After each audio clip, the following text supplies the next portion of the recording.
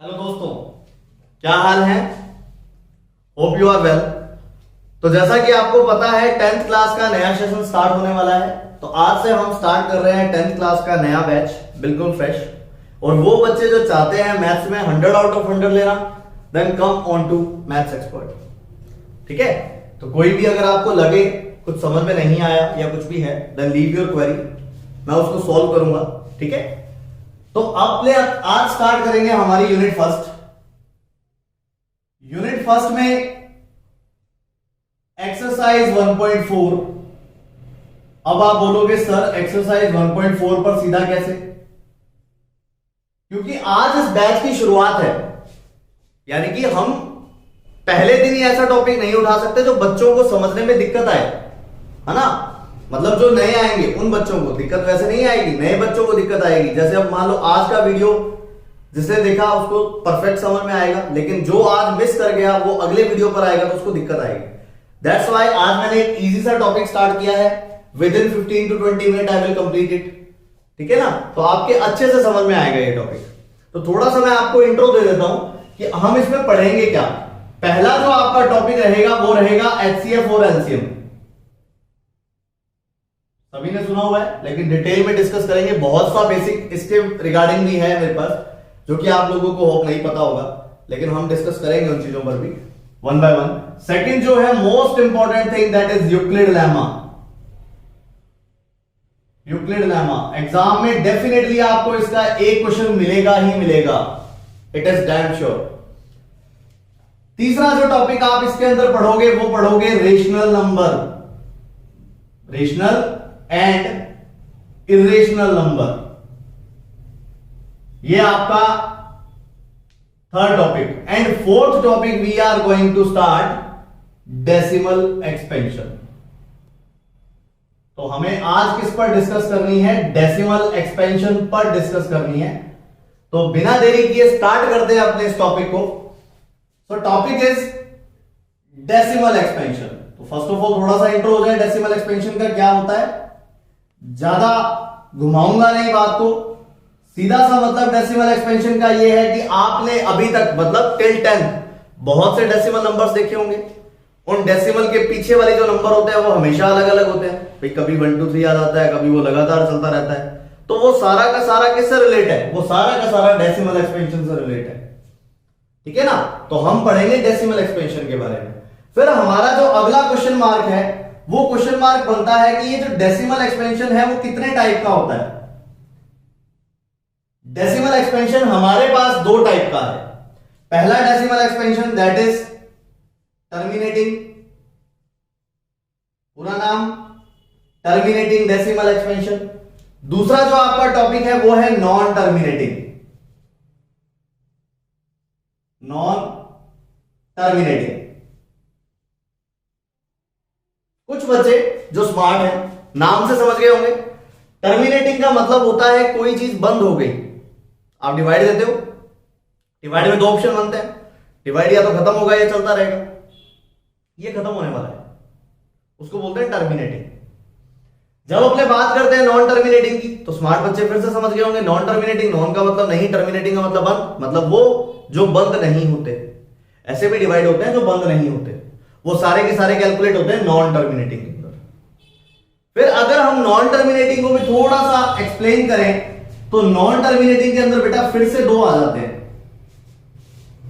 एक को बोला जाता है रिपीटिंग, क्या बोला जाता है, रिपीटिंग। एक को बोला जाता है नॉन रिपीटिंग। ये दो आ जाते हैं, क्लियर हो रहा होगा। नॉन टर्मिनेटिंग का मतलब खत्म नहीं हुआ।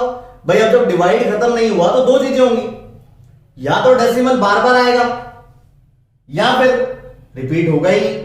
अगर बार बार आ रहा है तो रिपीटिंग, और अगर रिपीट नहीं हो रहा है ना, जैसे कोई चीज आई, जैसे मैंने बोला, ये देखो थोड़ा सा इस पे गौर करना, 1.01 0001 000 इस तरह से आगे चलता जा रहा है ना।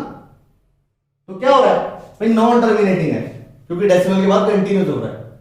नॉन रिपीटिंग क्यों है, कोई चीज ऐसी नहीं है जो रिपीट हो रही हो फिक्स पैटर्न में। जैसे यहां पे पहले 01 आया, लेकिन बाद में 001 आ गया, फिर आगे 001 आ गया, है ना। तो लगातार चलता जा रहा है बिना रुके, और बिना रिपीट हुए, तो इसको बोला जाता है non terminating non repeating. Clear हुई बात? रिपीटिंग की बात करता हूं, रिपीटिंग के अंदर क्या होगा, ऐसा कुछ जैसे मैंने बोला 3.12 12 12 12, सभी को पता लग रहा होगा। नॉन टर्मिनेटिंग मतलब रुका नहीं, रिपीटिंग मतलब 1 2 1 2 1 2 1 2 1 2 बार बार आ रहा है, तो मतलब नॉन टर्मिनेटिंग रिपीटिंग। फिर अपने बात करते हैं टर्मिनेटिंग की। टर्मिनेटिंग में बेटा जैसे ये देखो 6.25 आ गया, क्या हुआ, डेसिमल के बाद खत्म हो गया, खत्म हो गया तो मतलब कौन सा होगा, टर्मिनेटिंग होगा। तो इस तरह से आपके डेसिमल एक्सपेंशन को मैथ्स में 3 तरीकों से डिवाइड किया गया है। पहले को आप बोलते हो टर्मिनेटिंग, दूसरे को बोलते हो नॉन टर्मिनेटिंग रिपीटिंग, तीसरे को बोलते हैं नॉन टर्मिनेटिंग नॉन रिपीटिंग। ठीक है ना? तो इस तरह से आप इसको अच्छी तरह से स्टडी कर सकते हो। अच्छा, फिर भी मैं कुछ एग्जांपल देने की कोशिश करता हूं।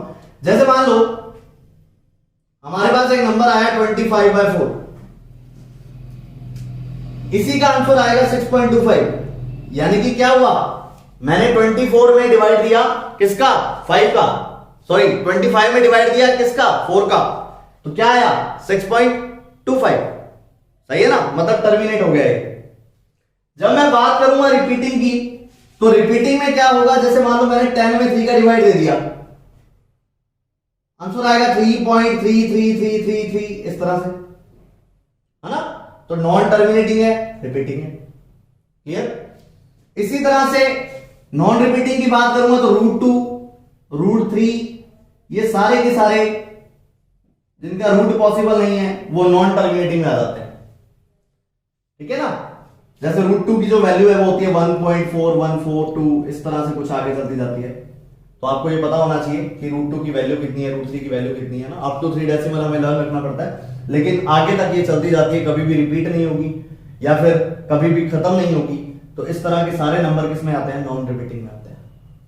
फिर बोर्ड एक क्वेश्चन और पूछता है, वो बोर्ड क्या क्वेश्चन पूछता है, वो बोलता है कि सर रेशनल नंबर किसमें आते हैं, या वो बोलता है कि रेशनल नंबर का डेसिमल एक्सपेंशन कैसा होता है। तो बेटा आपका आंसर होगा कि डेसिमल एक्सपेंशन जो होगा रेशनल नंबर का, वो या तो टर्मिनेटिंग होगा या नॉन टर्मिनेटिंग रिपीटिंग होगा। रेशनल नंबर का मतलब होता है डिवाइड खत्म होना या डिवाइड रिपीट होना, तो वो सारा कुछ इसमें आ जाएगा। अगर आपको बोला जाए इरेशनल नंबर का डेसिमल एक्सपेंशन कैसा होता है, तो बेटा आपका आंसर होगा नॉन टर्मिनेटिंग नॉन रिपीटिंग, ये इरेशनल नंबर है। क्लियर? तो इस तरह से रेशनल नंबर और इरेशनल नंबर को डेसिमल एक्सपेंशन के अकॉर्डिंग कैटेगराइज किया हुआ है। वो कैटेगराइज मैंने आपको बता दिया किस तरह से किया हुआ है। अच्छा, फिर क्वेश्चन मार्क आता है कि हमें जरूरत क्यों पड़ी, हमें क्या जरूरत है डेसिमल एक्सपेंशन पढ़ने की, इसके बारे में पढ़ने की। तो देखो बेटा, कुछ चीजें ऐसी होती है जिसमें आपको एक्चुअली डिवाइड नहीं करना होता। तो डेसिमल एक्सपेंशन का एक रूल है, वो रूल मैं यहां पर लिखता हूं। रूल क्या है बेटा, if denominator of any fraction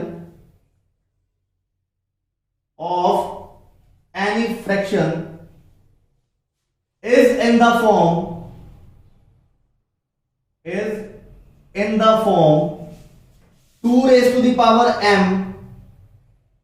multiplied by 5 raised to the power n, then decimal expansion of that fraction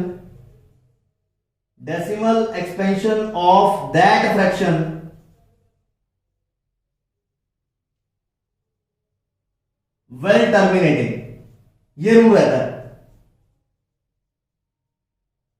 मतलब कि आपको अगर किसी फ्रैक्शन का डेसिमल एक्सपेंशन पूछ लिया जाए तो आप इस रूल के थ्रू आसानी से उसका डेसिमल एक्सपेंशन बता सकते हैं।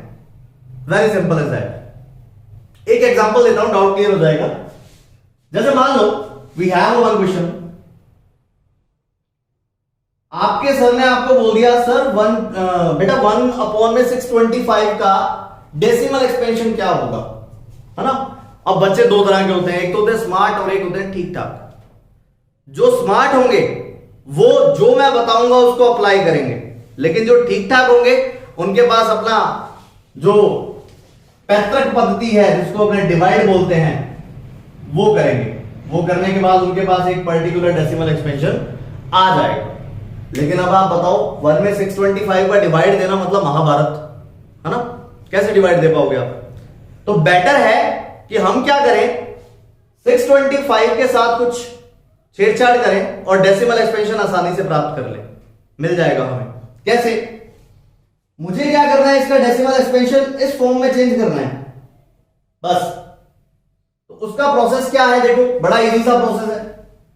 आप क्या करोगे बेटा, 625 को फैक्टराइज करोगे, 5 पर जाएगा बेटा, फिर ये 125 आ गया, again it will go on 5, फिर 25 आ गया, फिर से ये 5 पर जाएगा, फिर 5 आ गया, फिर 5 आ गया और यहां बचेगा 1। तो मैं क्या करता हूं, 1 एज इट इज, 625 को लिख दिया बेटा 5 रेज़ टू द पावर 4। भाई 5 को 4 बार मल्टीप्लाई करना पड़ेगा, इसका मतलब बन गया 5 की पावर 4, ठीक है ना। तो मैंने लिख दिया 5 की पावर 4। तो सिंपल सा फंडामेंटल है बेटा, अगर फैक्टराइज करने पर नीचे फैक्टर 2 की फॉर्म में और 5 की फॉर्म में बनते हैं, तब तो वो जो डेसिमल एक्सपेंशन होगा वो होगा टर्मिनेटिंग, और नहीं तो होगा नॉन टर्मिनेटिंग रिपीटिंग। बात खत्म। जैसे एक और एग्जांपल मैं देता हूं, मान लो मैंने आपको बोल दिया 1/1375। बेटा जब आप इसको फैक्टराइज करोगे दोबारा तो ये बनेगा 1/5 रेज़ टू द पावर 4 3 आ गया। मान लो फैक्टराइज आप करके देख सकते हो, यही मिलेगा आपको 1/5 raise to the power 4 multiply by 3। तो आपका काम है, आप चेक करोगे इसको किसके साथ कंपेयर करेंगे, इसके साथ कि सर 5 तो आ रहा है लेकिन 2 नहीं आ रहा। 2 नहीं आ रहा कोई बड़ी बात नहीं है, लेकिन क्या 3 आ रहा है? क्या बिल्कुल 3 आ रहा है, लेकिन मैंने बोला 3 तो आना ही नहीं चाहिए। दैट्स व्हाई आप इसका जो डेसिमल एक्सपेंशन लिखोगे वो कौन सा लिखोगे, नॉन टर्मिनेटिंग रिपीटिंग होगा ये। और अगर यहां पर 2 और 5 ही आता तो अपने क्या बोलेंगे, टर्मिनेटिंग बोलेंगे। और एक बात ध्यान रखना बेटा, अकेला 5 आ जाए, अकेला 2 आ जाए तो भी चलेगा, दोनों आ जाए तो भी चलेगा, लेकिन 5 और 2 के अलावा कुछ और नहीं आना चाहिए। जैसे इसमें 3 आ गया तो ये नहीं चलेगा। कितना फायदा हुआ देखो, एक तो डिवाइड देके बताना और एक बिना डिवाइड दिए बताना। बेटर है ना कि हम बिना डिवाइड दिए बताएं। Second question, most important thing, वो पूछता है find decimal value without division. थोड़ी सी दिक्कत आएगी बेटा समझने में, थोड़ा सा फोकस कीजिएगा। मैं 2-3 क्वेश्चन आपको करवाता हूं, फिर खत्म करेंगे लेक्चर को। अब मान लो यही वाला क्वेश्चन था भाई, 1/625 है, इसको आपने लिख दिया 1/5 रेज़ टू द पावर 4, काम खत्म हो गया। आपको पता लगा कि ये कौन सा है, टर्मिनेटिंग है। अब ये जो आपका बोर्ड है ना सीबीएसई, ये बहुत स्मार्ट है। ये क्या बोलता है, ये बोलता है कि आपको पहले तो ये बताना है कि टर्मिनेटिंग है कि नॉन टर्मिनेटिंग है। चलो आपने बता दिया टर्मिनेटिंग है, लेकिन फिर वो बोलता है कि अगर टर्मिनेटिंग है ना तो फाइंड भी करो क्या आएगा, ठीक है ना। तो अब मुझे इसी के आगे कंटिन्यू करना है, जो रूल बता रहा हूं उस पर फोकस कीजिएगा। आपको क्या करना है, 5 और 2 की पावर सेम बनानी है। क्या करना है, 5 की पावर और 2 की पावर सेम बनानी है, यानी कि जो भी कमी हो उसी का मल्टीप्लाई और डिवाइड कर दीजिए। जैसे फिलहाल मैं अगर इसकी बात करूं बेटा, 1/5 रेज़ टू द पावर 4 है, लेकिन 2 की पावर तो है ही नहीं, तो जितनी कम है आप उसी का मल्टीप्लाई डिवाइड कर दो। मैंने क्या किया, 2 की पावर 4 का मल्टीप्लाई कर दिया, 2 की पावर 4 का डिवाइड कर दिया। जितनी पावर कम है उसी का मल्टीप्लाई और डिवाइड करना है, ये बात ध्यान रखिएगा। तो मैंने डिवाइड और मल्टीप्लाई कर दिया। अब बेटा ऊपर वाली वैल्यू को तो सॉल्व कर लो आप, इट बिकम 16, और नीचे वाली वैल्यू को 5 2 10 होते हैं और पावर कितनी है 4, तो ये बनेगा 16/4 बार 0 आएंगे, मतलब आंसर आएगा 0.0016। भाई नीचे 4 0 होने का मतलब 4 डिजिट छोड़ के डेसिमल लगा दो, वेरी सिंपल इज दैट। अब अपने को यही अगर डिवाइड करना पड़ जाता तो कितनी मुश्किल बात थी, है ना। और देखो, जैसे आपको बोल दिया कि एक फ्रैक्शन है बेटा 13/2 raise to the power 3 and 5 raise to the power 5 usage. सबसे पहले तो मुझे ये बताओ टर्मिनेटिंग है कि नॉन टर्मिनेटिंग है। क्या, अच्छा टर्मिनेटिंग है, बिल्कुल सही है, टर्मिनेटिंग है। क्यों, क्योंकि 2 और 5 दो ही वैल्यूज आ रही है, तीसरी कोई वैल्यू नहीं है। ठीक है, तो दैट्स व्हाई टर्मिनेटिंग है। अब आप क्या करोगे, इनकी पावर सेम बनाओगे। आपने नोट किया कि 2 की पावर 3 है सर, 5 की पावर 5 है सर, डिफरेंस कितना है, डिफरेंस है 2 का। तो हम क्या करते हैं, 13 के साथ 2 के स्क्वायर का मल्टीप्लाई कर देता हूं, और जैसे ही 2 के स्क्वायर का डिवाइड करूंगा तो 3 पावर पहले से बड़ी है, 2 पावर अब आ जाएगी तो कितना हो गया, 2 की पावर 5 हो गया। मैं एक बार फिर रिपीट करता हूं, इसकी पावर 3 है, इसकी पावर 5 है, मुझे इन दोनों का डिफरेंस देखना है। 2 का डिफरेंस था तो 2 की पावर कम थी, तो इसलिए मैंने 2 की पावर 2 ऊपर भी लगा दी और नीचे भी लगा दी, तो नीचे बन गया 2 की पावर 5 मल्टीप्लाई बाय यहां पे आ गया 5 की पावर 5। फिर मैं इसको सोल्व करूंगा, 13 इंटू 2 का स्क्वायर 4 होता है बेटा, नीचे बन गया 5 2 10 की पावर अगेन 5। अच्छा, अब अपने को पता है 13 4 जा कितने, 52 यू से। अच्छा, 10 की पावर 5 मतलब कितने जीरो, 5 जीरो, 5 डिजिट छोड़ के डेसिमल लगा दो, 0.00052। This is your answer. तो इस तरह से आप किसी भी डेसिमल एक्सपेंशन के बारे में बता सकते हो, उसकी वैल्यू फाइंड कर सकते हो, इजी है बिल्कुल। और 1 से 2 नंबर का क्वेश्चन आपके बोर्ड एग्जाम में आपको मिल जाएगा इस यूनिट में से, ठीक है ना। तो बड़े ही ध्यान से हमें करना है। आज का होमवर्क सिर्फ ये रहने वाला है कि हमें एक्सरसाइज 1.4 डन करनी है, समझ गए ना। तीसरे जो इसका थर्ड क्वेश्चन होगा 1.4 का, उसमें थोड़ी सी दिक्कत आ सकती है, लेकिन फिर वही बात, जिन्होंने मेरी बात ध्यान से सुनी है वो बच्चे आराम से उसको कर देंगे, कहीं डाउट नहीं आएगा, कहीं दिक्कत नहीं आएगी। ताकि नेक्स्ट लेक्चर में मैं थर्ड क्वेश्चन से उठाऊंगा, डोंट वरी। अगला होगा exercise 1.3, so wait for the next video. Thank you very much, have a nice day.